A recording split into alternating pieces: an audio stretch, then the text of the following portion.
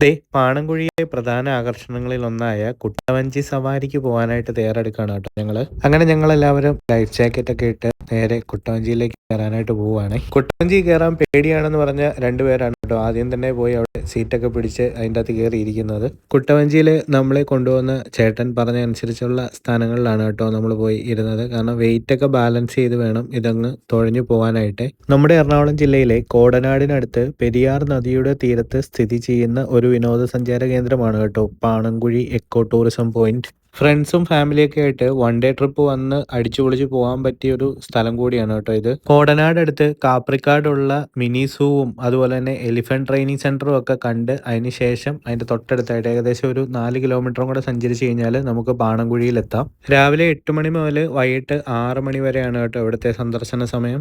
കുട്ടവഞ്ചി തുഴഞ്ഞ് അക്കര സൈഡ് എത്തിക്കഴിഞ്ഞപ്പോഴത്തേക്കും രാവിലെ ഇവിടെ ഇറങ്ങിയിട്ടുള്ള ആനകളുടെ കാര്യം ഈ ചേട്ടൻ പറയുമായിരുന്നു കേട്ടോ. ഏകദേശം 8ഓളം ആനകൾ ദേ ഈ ഒരു സ്പോട്ടിലുണ്ടായിരുന്നെന്നാണ് പറഞ്ഞത്. പാണൻകുഴിയുടെ മറുകരയിലുള്ളത് മുളങ്കുഴി മഹാഗണിത്തോട്ടമാണ് കേട്ടോ. നമുക്ക് മലയാറ്റൂർ ഭാഗത്തൂടി വന്നു കഴിഞ്ഞാൽ അവിടെ ആ ഒരു മഹാഗണിത്തോട്ടമൊക്കെ കണ്ട് ഇവിടെ ഇറങ്ങി കുളിക്കാനായിട്ടൊക്കെ സാധിക്കുവേ.